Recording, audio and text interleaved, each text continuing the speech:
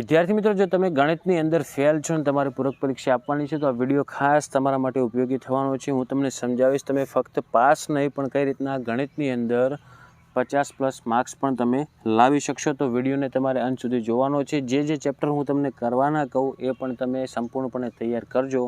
તમને એ પણ જણાવીશ કે વિભાગ બી, વિભાગ સી અને વિભાગ ડી માટે કયા પ્રકરણ તમારે કરવા માટે એકદમ ઇઝી રહેશે અને એ પ્રકરણથી તમે સારા એવા માર્ક્સ પણ લાવશો અને પાસ તો 100% થઈ જશો. ઓકે, આ પેપરની અંદર જે વિભાગ એ આપેલો છે એનું પણ સોલ્યુશન કરાવીશ. વિભાગ એમાં કયા ચેપ્ટરમાંથી પ્રશ્ન આવશે એ પણ હું તમને સંપૂર્ણ માહિતી આજના વિડીયોની અંદર આપવાનો છું.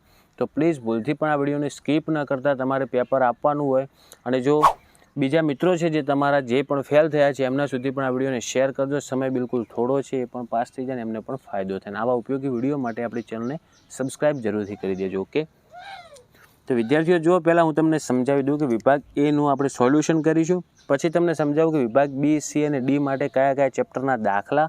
આ પેપર તો IMP પેપર છે, સેમ પેપર નહીં આવે પણ આની અંદરથી તમને આઈડિયા આવશે કે આ પ્રકરણમાંથી કઈ રીતના દાખલા પૂછાઈ શકે છે. તો એ સંપૂર્ણ ચર્ચા આપણે આજના વિડીયોની અંદર કરવાના છીએ. ઓકે, તો પહેલાં વિભાગ એનું આપણે સોલ્યુશન કરીએ. તો જો પહેલો પ્રશ્ન આપેલો છે જે તમારે આવશે મિત્રો બીજા પાઠનો, જે એક વિકલ્પ છે તમારે વિભાગીયમાં કે દ્વિચલ સુરેખ સમીકરણ યુગ્મમાં A1 ભાગ્યા A2 B1 ભાગ્યા B2 અને C1 ભાગ્યા C2 હોય તો તેનું આલેખાત્મક સ્વરૂપ ખાલી જગ્યા થાય. તો એનો જવાબ આવશે મિત્રો ઓપ્શન સી, સંપાતી રેખાઓ. અને સોરી, આ આવશે મિત્રો ત્રીજા પાઠનો પ્રશ્ન. ઓકે, પછી બીજો પ્રશ્ન આપેલ છે દ્વિઘાત સમીકરણનો ઉકેલ શોધવાનું દ્વિઘાત સૂત્ર તરીકે ઓળખાતું સૂત્ર ખાલી જગ્યા ગણિતશાસ્ત્રએ આપ્યું હતું. તો આનું નામ યાદ રાખજો, શ્રીધર આચાર્ય આવશે આમાં. ઓપ્શન એ જવાબ થાય. અને આ છે મિત્રો ચોથા પાઠનો પ્રશ્ન, મતલબ ત્રીજામાંથી એક આવશે, એક ચોથામાંથી MCQ આવશે. પછી ત્રીજો પ્રશ્ન છે કોઈ સમાંતર શ્રેણી માટે A10નું અને મતલબ કે 10મા પદનું સૂત્ર ખાલી જગ્યા થાય. તો એનો જવાબ A + 9D, ઓપ્શન સી. તો આ પાંચમા પાઠની અંદરથી એક પ્રશ્ન આવેલો છે. ચોથો પ્રશ્ન છે ઉગમ બિંદુથી અંતર શોધવાનું છે, જેનો જવાબ થશે ચોથામાં B, વર્ગમૂળની અંદર A² + B². તો આ યામ ભૂમિતિનો દાખલો છે. પાંચમો છે sin² 45ની કિંમત કેટલી. આ આઠમા પાઠનો પ્રશ્ન છે. તો મતલબ તમારે આઠમા પાઠના આ રીતના પ્રશ્નો આવી શકે છે. તમે એક્સ્ટ્રા તૈયારી કરજો જો સમય હોય તમારી જોડે. તો એમાં પાંચમામાં જવાબ આવશે મિત્રો ઓપ્શન B, 1/2. પછી આગળ છઠ્ઠામાં કોઈ માહિતીમાં તમને જો X બાર આપેલ છે, Z આપેલ છે, તો M કેટલો થાય. તો એમાં જવાબ આવશે C, 15. આ આંકડાશાસ્ત્રનો પ્રશ્ન છે. ઓકે, તો પહેલાં 6 MCQ આવ્યા.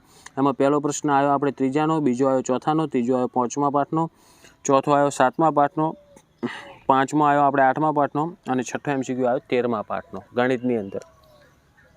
તો આ રીતના MCQમાં 6 માર્ક્સ તમે લાવી શકશો. મહેનત કરી નાખજો, નાના સૂત્રો તૈયાર કરી નાખજો, આવી જશે. પછી ખાલી જગ્યા આપેલ છે સાતમી કે 3 + વર્ગમૂળ 16 એ ખાલી જગ્યા સંખ્યા છે. હવે જુઓ, ભૂલ ન કરતા, કારણ કે વર્ગમૂળ બાળીને તમે અસમય ના કરતા. 16 દે ને એનું વર્ગમૂળ નીકળે, કેટલું નીકળે 4. તો 4 ને 3 7 થાય એટલે આ સમય આવશે. આઠમો છે એમાં તમારે આલ્ફા ગુણ્યા બીટાનું સૂત્ર શું થાય. તો એમાં જવાબ આવશે C/A. નવમામાં સમતુલ પાસા ઉપર 4 અંક આવવાની સંભાવના. તો 4 અંક એક વખત આવે તો 1 ભાગ્યા કુલ 6 અંક આવે તો 1/6 એનો જવાબ થશે. 10માની અંદર જુઓ, જેમ થીટાનું મૂલ્ય વધે તેમ સાઇન થીટાનું મૂલ્ય શું આવશે, એમાં વધે છે. ઓકે, 10માની અંદર. હવે જો મિત્રો તમે બોર થતા નહીં, વિડીયોને સ્કીપ ના કરી નાખતા, ભૂલ ના કરતા બિલકુલ, કારણ કે હજી હું તમને પ્રકરણ કયા કરવાના આપણે વિભાગ B, C અને D માટે એ પણ સમજાવતો રહીશ. આગળ આપવાનો છું દરેક માટે અને તમને આરામથી કેટલા ગુણ લવડાવીશ. વિભાગ Dમાં તમારે પૂરેપૂરા 20માંથી 20 ગુણ કઈ રીતના લાવવા એ સમજાવીશ. વિભાગ Cમાં તમે 15 ગુણ લઈ શકશો અને વિભાગ Bમાં તમે 10 ગુણ લઈ શકશો. તો તમારે ટોટલ થઈ જશે મિત્રો 45 ગુણનું ખાલી થિયરિટિકલમાં. પછી વિભાગ Aમાં તમે જેટલા ખેંચો ને તમારા નસીબ અને તમારી મહેનત. તો બિલકુલ સ્કીપ કર્યા વગર વિડીયો પૂરો જોજો. પછી 11મો છે વર્તુળનો સ્પર્શક વર્તુળને એક જ બિંદુમાં છેદે છે. 12મો છે એમાં બહુલકીય વર્ગ જણાવવાનો હતો. તો સૌથી મોટી આવૃત્તિ હોય ને તો કઈ છે 16. તો એનો બહુલકીય વર્ગ કેટલો થાય 30 થી 40. પછી ખરા ખોટા જણાવવાના. 13મો છે ગુસા 5 15 = 10 થાય. તો આ વિધાન થશે ખોટું. 14માં તમને એમ કીધું છે કે શૂન્ય સંખ્યા 3 છે તો એ સાચું થશે. 15મો છે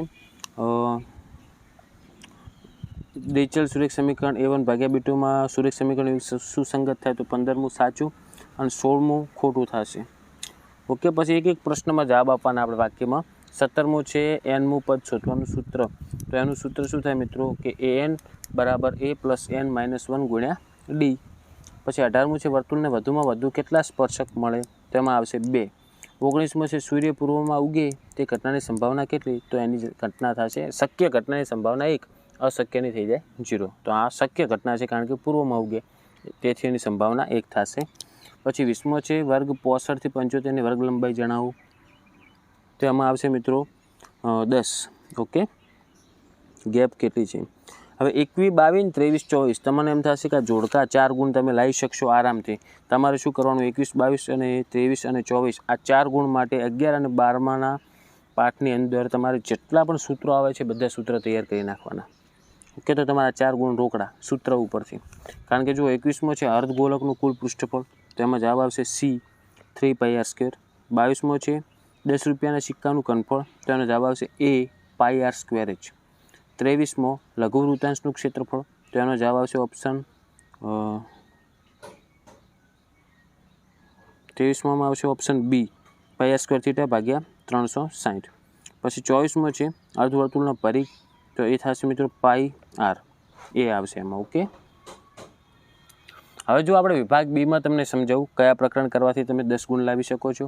પાછું એ પ્રકરણના ડબલ પ્રશ્ન અંદર આવશે, જનરલ વિકલ્પવાળા ઓપ્શન છે એટલે ઘણો ફાયદો થશે. તો વિભાગ બીમાં તમારે મિત્રો કરવાનું જુઓ 25મો અને 26મો પ્રશ્ન જુઓ.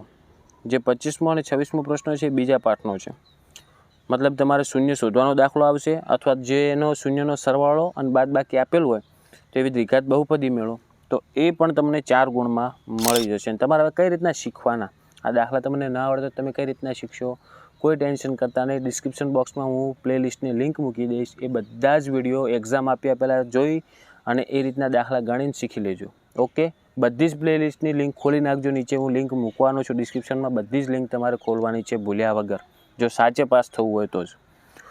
પછી હવે આગળ 28મો અને 29મો પ્રશ્ન જુઓ, જે સમાંતર શ્રેણીના છે. એમાં એક પદ શોધવાનો આવશે અને એક સરવાળા શોધવાનો આવશે. તો 4 ને 4 8 ગુણ થઈ ગયા. હવે એક તમારે લખી નાખવાનો, ઇઝી પડશે એટલા માટે કહું છું. 13મા પાઠ તો તમારે કરવો જ પડશે પાસ થવું હોય તો આંકડાશાસ્ત્ર. તો એનો એક 37મો પ્રશ્ન તમને આપેલો છે. જુઓ, ડાયરેક્ટ કિંમત આપેલી છે તમને કે કોઈ વર્ગીકૃત માહિતી માટે L અને F0ની, F1ની, F2ની અને H ની, તો ફક્ત સૂત્ર મૂકીને સાદુરૂપ આપજો, જવાબ આવી જશે, એકદમ ઇઝી પડશે. તો તમારે વિભાગ બીમાં કયા કયા પ્રકરણ કરવાના રહ્યા, એક તો પ્રકરણ 2, પ્રકરણ 5 અને પ્રકરણ 13 તો તમારે પાસ થવા માટે કરવું જ પડશે. તો આ 3 પ્રકરણમાં તમારે 10 ગુણ થઈ ગયા વિભાગ બીમાં. એક્સ્ટ્રા મહેનત બીજી કરવી નથી, જે તમને આવડે ને ઇઝીલી એવું જ કરવાનું.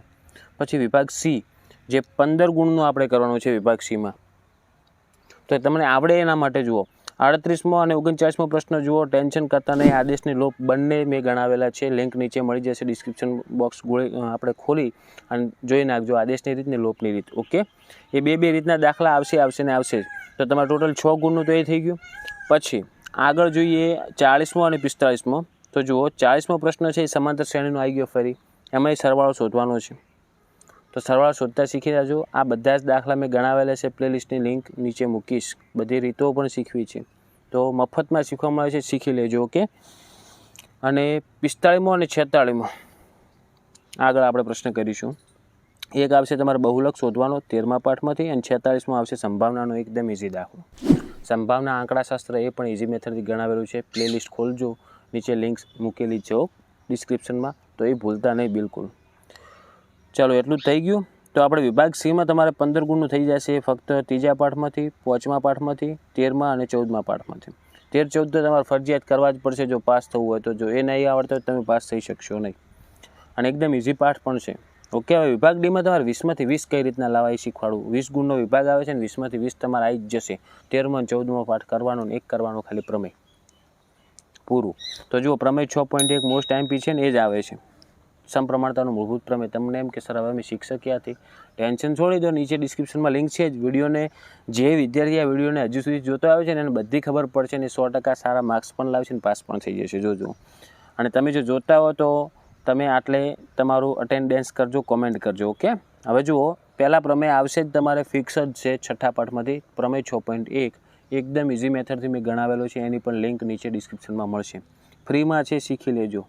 પછી આગળ ડાયરેક્ટ પ્રશ્ન જુઓ હવે તમે 51મો અને 52મો. બીજા એકેય પ્રશ્ન અડવું જ નથી આપણે, 51મો અને 52મો. ચલો 51મો પાર્ટ છે એમાં તમારે સીધો મધ્યક શોધવાનો છે અને 52મો પાર્ટ છે એમાં તમારે મધ્યસ્થ શોધવાનો છે. તો મધ્યક, મધ્યસ્થ ને બહુલક ત્રણેય રીત ગણાવેલ છે. લિંક નીચે કીધું એમ મળી જશે, શીખી લેજો. પછી આગળ આપણે સીધો પ્રશ્ન જોઈશું 53 અને 54માં. બે પ્રશ્ન સંભાવનાના છે, એકદમ ઇઝી દાખલા છે, બરોબર. વિભાગ ડીમાં જુઓ 53, 54 બે લખી દીધા, પછી 51, 52 એ પણ 2 લખી દીધા, એટલે 4 પ્રશ્ન થઈ ગયા. આપણે ટોટલ 5 પ્રશ્ન લખવાના હોય છે અને એક લખી નાખ્યો પ્રમેય, પહેલો જ પ્રમેય 6.1. ચલો હવે કોઈ ટેન્શન થયું, 5 પ્રશ્ન થઈ ગયા એટલે વિભાગ ડીમાં તમારે 20માંથી 20 પાક્કા એટલે પાક્કા. ઓકે. તો મિત્રો તમે આ રીતની જો તૈયારી કરશો ને, મેં તમને હાલ સમજાવી, જો ખબર ના પડે ફરીવાર એક વખત વિડીયોને જોજો, એક પોઈન્ટ નોટ પેનથી લખી અને સમજતા રહેજો. વિભાગ બી માટે કયા પ્રકરણ મેં કીધા, સી માટે કીધા અને ડી માટે કીધા, એ પ્રકરણ તમે કરશો ને તો તમે ફક્ત થિયરીમાંથી પાસ તો થઈ જશો ને, ઉપરથી તમારે 45 ગુણ આવશે. જો સાચી ગણતરી સાથે લખી અને તૈયારી કરશો તો 45 ગુણ આવશે તમારે ખાલી વિભાગ બી, સી અને ડીમાં, આટલા પ્રકરણથી. બીજા એક કશું જ નહીં આવડે ને તમને તોય તમે પાસ તો થશો ને, સારા ગુણ આવશે. અને વિભાગ એમાં તમે જેટલા ખેંચી શકો ને તમારી મહેનત પ્રમાણે તમે ખેંચી લેજો તો તમારે આરામથી 50+ માર્ક્સ આવી જશે. ઓકે. અને કોરું તો કંઈ મૂકતા નહીં વિભાગીયમાં તો બિલકુલ. અને બીજા દાખલા પણ તમને જેટલા આવડે એટલા અધૂરા આવડતા હોય તો અધૂરા પણ ગણજો, કોરું મૂકતા નહીં. મેં તમને સમજાવ્યું પ્રમાણે તમે પ્રકરણ કરજો અને બધા જ પ્રકરણ એક વખત તમે આ વિડીયોની નીચે જે ડિસ્ક્રિપ્શન બોક્સ છે એ ખોલો, એની નીચે એટલી લિંકો મૂકી છે ને બધી, 13મા પ્રકરણની છે, 14મા પ્રકરણની છે, લોપની રીત, આદેશની રીત છે, પ્રમેયની છે, સમાંતર શ્રેણીના મોસ્ટ એમપી દાખલા છે, બીજા પ્રકરણના અંદર શૂન્ય કઈ રીતના શોધવા, આ રીતના જે મેં બોર્ડ 2024માં મૂક્યા હતા, જ્યારે આ દાખલા બધા જ મેં એ ટાઈમે આઈએમપી આપ્યા હતા. તો એ જૂના વિડીયો પણ તમને કામ લાગશે, કારણ કે મેથડ તો એની જ આવશે. તો એ બધાની લિંક નીચે મળી જશે. એકવાર એ વિડીયો જોવાના છે. અને આજની આજ ગણતરી કરીને શીખવાના પણ છે, તો જ તમે પાસ થશો ને સારા માર્ક્સ પણ તમારે આવી જશે. ઓકે. તો જે વિદ્યાર્થીઓએ આ વિડીયોને અંત સુધી જોયો, સમજો, એને 100% રિપીટર એક્ઝામમાં ફાયદો થશે જ. ઓકે. તો આશા રાખું છું મિત્રો કે આ વિડીયો તમને ખૂબ ઉપયોગી બન્યો છે. તો આટલી મહેનત માટે, કારણ કે એક પાઠ એનાલિસિસ કર્યો, વિભાગ બી, સી, ડીમાં તમે કઈ રીતના તમારે કયા પ્રકરણ કરવા, આટલું એનાલિસિસ કરીને તમને જો તમારા માટે મહેનત કરીને આપતો હોય તો એક લાઇક તો તમારે કરવી જ જોઈએ. તો વિડીયોને તમે લાઇક કરી દેજો. તમારા જેટલા પણ મિત્રો છે બધા મિત્રોને જલ્દીથી જલ્દી શેર કરો. વિડીયોને સારો રિસ્પોન્સ આપો, જેથી વિડીયો પણ બીજા વિદ્યાર્થીઓને મળતો રહે. ઓકે. આવા ઉપયોગી વિડીયો માટે આપણી ચેનલને સબસ્ક્રાઈબ કરી દેજો. અને જેટલા પણ વિદ્યાર્થીઓને રિપીટર એક્ઝામ આપવાની છે, દરેક વિદ્યાર્થીઓને મારા વતી એક્ઝામ માટે બેસ્ટ ઓફ લક. તો હવે મળીશું મિત્રો આપણે નેક્સ્ટ વિડીયોમાં. Thank you so much for watching my videos. Thank you so much.